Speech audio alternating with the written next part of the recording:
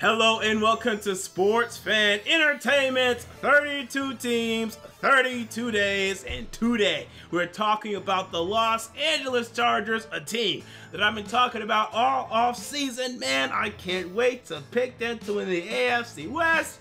But now I'm starting to have concerns. We're going to discuss all that today, discuss this team's strengths, its weaknesses, give you my statistical projections for some offensive players, give you some bold predictions for this football team, and then end this video with my official win-loss prediction for the Los Angeles Chargers. So let's start by talking about their strengths, and let's start by talking about their QB, their quarterback, their leader, the country boy himself, Philip Rivers, who continues to be one of the best quarterbacks in the NFL for my money. He is a top 6, maybe even top 5 quarterback in the NFL, definitely top 10. I don't know why people even question him being top 10. He's definitely a top 10 quarterback in the NFL. Man, the guy's consistent. He gives you consistent production. Now, sometimes his interception total can be a little too high, but last year it wasn't a problem. 28 touchdowns to 10 interceptions. That was not a problem last season. I just wish he could get more consistent help so he could finally get the Super Bowl he most certainly deserves at this point, man.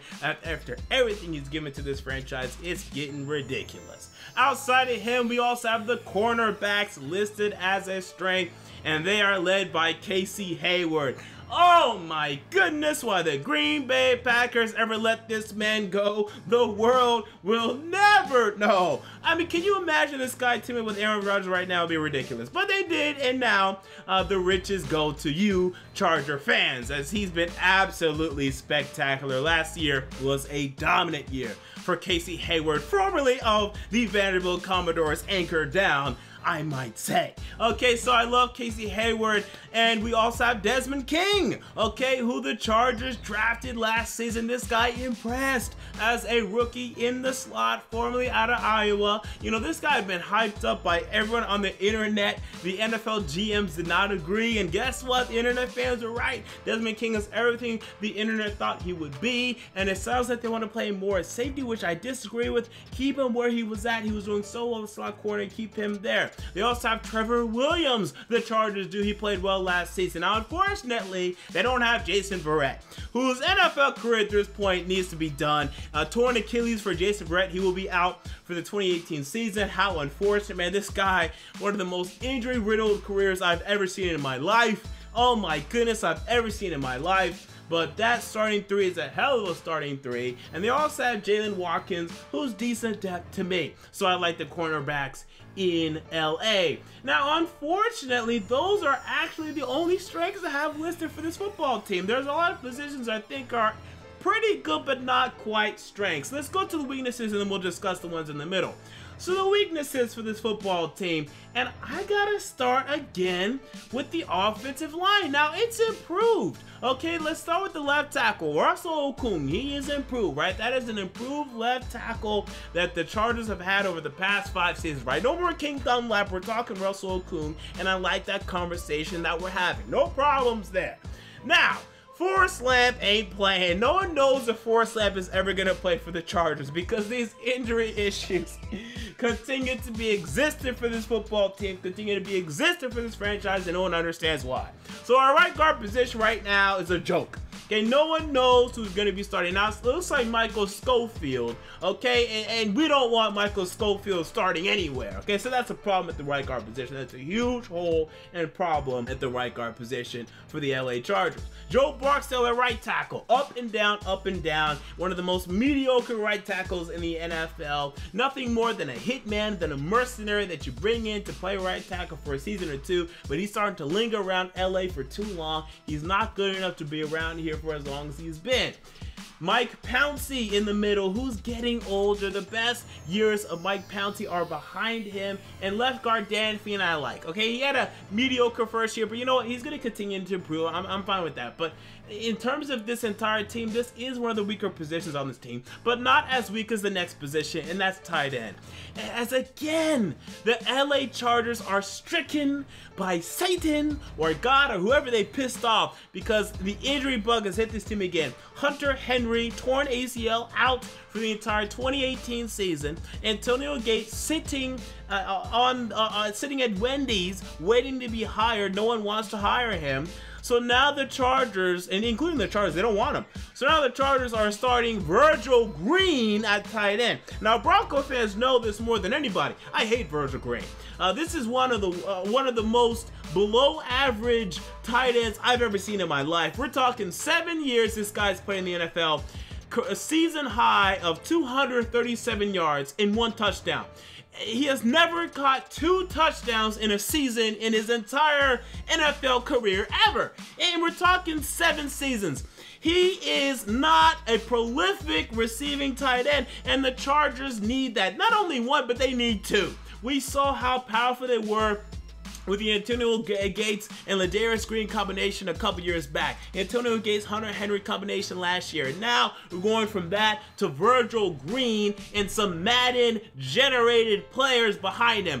I don't know who these men are. Okay, you people know, I know what I'm talking about. I don't know who these men are. I literally have no idea because these 2 men were nothing in college, okay? Forget prospects. They weren't prospects. I don't know how they made the league. We're talking about Sean Culkin and Braden Bowman. Who are these men? These are some Madden auto-generated draft rookie class men. I don't know who they are. So this tight end position is absolute garbage in LA, and it concerns the hell out of me because Philip Rivers loves to use the tight ends, and he won't be able to this season. Now the positions that are in the middle that I wanted to discuss. Now wide receivers, why is it not a strength? Because Keenan Allen I love, and we're going to get to him more in a moment. Travis Benjamin's inconsistent. You know, he's not his full route tree isn't developed. He can't run all the routes well. That's his problem. Tyrell Williams is still improving, and Mike Williams, I don't know what he is. Okay, now that they don't have tight ends, honestly, they might want to move Mike Williams to play tight end. I mean, you don't have him as an inline blocker, but have him playing the slot role, have him run tight end routes, because he can't get separation anyway, and all he does is use his body to catch balls anyway. So he's damn near a tight end. Right? That's what they need to do with Mike Williams. They put about 20 pounds on him and play him a tight end, right? That's what they need to do with Mike Williams. And you guys know I was not a big Mike Williams fan at all coming out of college. I thought he was overrated as hell, and we're seeing that develop now and show itself in the NFL. And you look at the linebackers. Look, I like the linebackers. They're not a strength to me. Now, Denzel Perriman, he's all right, you know, but to me, he had a down year last year. I was expecting him to improve. I thought he went down last year, did Denzel Perriman. So I had a problem with him there. Kyle Emanuel, I actually like there, but no one's very good here. No, there's no Pro Bowler here. Jatavis Brown, I like it, but there's no Pro Bowler here. Not a strength for me for this football team. So we move on from that to my statistical projections for the LA Chargers, and let's begin again with quarterback Philip Rivers. Philip Rivers, I have him currently down for 4,400 passing yards, 27 touchdowns, 14 interceptions, and a 90.0 passer rating. Maybe not quite what a lot of you were expecting. I'm not expecting a great year from Philip Rivers. I think it'll be all right. And this is still very good for any quarterback in the NFL, but not the 30+ touchdown that a lot of you guys would have wanted or the 100+ pass rating a lot of you guys were expecting. I just don't think the wide receivers, especially the tight ends, are good enough. And if Keenan Allen gets injured, which I'm not projecting right now, but as we all know is a very distinct possibility, man, we got problems in LA. Okay, moving on to running back Melvin Gordon. 260 carries, 1,000 yards, 8 touchdowns. The guy can't break 4 yards a carry. He can't do it to save his life. Now, he's very good at the red zone. He's very good, you know, near the end zone. But in terms of running in the open field, in terms of moving the chains, he still can't do it. Okay, I don't know what the problem is. The offensive line, it's a problem itself, but I don't think Melvin Gordon's just very dynamic. You know, I think they need to... He's okay. He's good enough to continue to start, but I don't know. I'm starting to look at another man on this roster. We're going to discuss him in a moment. And the wide receiver, Keenan Allen, 110 catches, 1,500 yards, 9 touchdowns. Whoa. I'm expecting a big year from Keenan Allen if he's healthy. Because again, with this tight end situation, man, we got problems. We got problems with this tight end situation. Give me a big year for Keenan Allen if he's healthy. So moving on to that, let's move on to my bold predictions. This is a great segue. Bold prediction number 1. Keenan Allen finishes second in the league in receiving yards if he's healthy. Again, he needs to be healthy, but if he is, he'll be right behind Antonio Brown, but to me, Antonio Brown will still lead the way with the Steelers letting go of Martavis Bryant. Number 2, Austin Eckler pushes for starter reps. Now, I don't think he's going to end up being a starter, but I think he's going to cut into Melvin Gordon's load. Eckler had 5.5 yards per carry last season. That's the type of efficiency that the Chargers need right now. Melvin Gordon only had 2 games last year over 100 rushing yards. They need more prolific run play in the run game right now, and they're not getting that from Gordon. I think Eckler could provide, and he has the work ethic that they're starting to notice him. I'm looking at for Austin Eckler. But then bold prediction number 3, another prolific statsman on this roster, Joey Bosa, leads the league in sacks. How about that? I was the biggest Joey Bosa fan during the 2016 NFL draft. I don't know why he had so many haters, why he had so many deterrents. I didn't get it. I didn't understand it. He was my number 1 player in that draft. Okay, now Carson Wentz is proving to be better, and that's fine. But I was such a big fan of Joey Bosa, and he's definitely been the best non-quarterback out of that class, period. Okay, and he continues to prove to be an absolute beast. I don't know why anyone ever questioned his work ethic. Dude, the guy's a beast. Okay, the college tape was so clear. I don't know why people refuse to see the guy was an absolute and total beast. Just take what you see sometimes, people, please. All right, we move on from that to my win-loss prediction for the LA Chargers. Now, again, I said at the beginning of this video, I just couldn't wait to pick this team to win the AFC West, and then Hunter Henry went down, and then they did re-sign Antonio Gates, and then Jason Verrett went down, which wasn't a big deal because he hasn't been playing much anyway, but again, it hurt. And then we're still having these injury issues with this damn team. I don't get it. As Forrest Lamp, is he gonna play? Where is he? What's his stat? What's going on? If Keenan Allen goes down, they're done, and that concerns the hell out of me. I look at the defense, right? The defensive line, Melvin Ingram, Joey Bosa. I love the combination. Where's the rotational pass rushers? If one of them goes down, there goes 50% of your pass rush. Desmond King was like 4th for this team in terms of sacks. He had 4 sacks last year. He was one of the best pass rushers for the Chargers last year. They're too dependent on like 5 guys. On Rivers, Allen, Ingram, Bosa, and Hayward. And if any of them go down, I mean, that's it. They're done. My prediction is 9-7, same record as last year, okay? I really wanted to go 11-5. I was thinking 11-5 all off season, and then Hunter Henry went down, and then this person went down, and then they're only relying on these 5 players who are all really, really, really good. Rivers is really good. Allen is really good. Hayward is really good. Bosa is really good. Melvin Ingram is really good. They're all really, really good.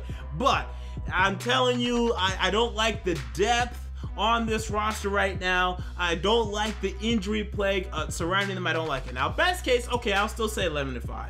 If everyone stays healthy, they stay on their grind, Anthony Lynn motivates them, they don't get off to their habitual slow start that they do every year now, 11-5 is still a possibility. And the worst case scenario is 7-9. I mean, the Chargers could just be 7-9 again. We've seen it before. Despite their talent, they're just not able to do it. They get some injuries, they just can't do enough, and that's it. And Rivers will be healthy. I mean, most likely. Don't worry about Rivers, but the other ones I worry about, specifically Keenan Allen. So there you go. That is my prediction for the LA Chargers. Now, will you win the AFC West right now? I don't know.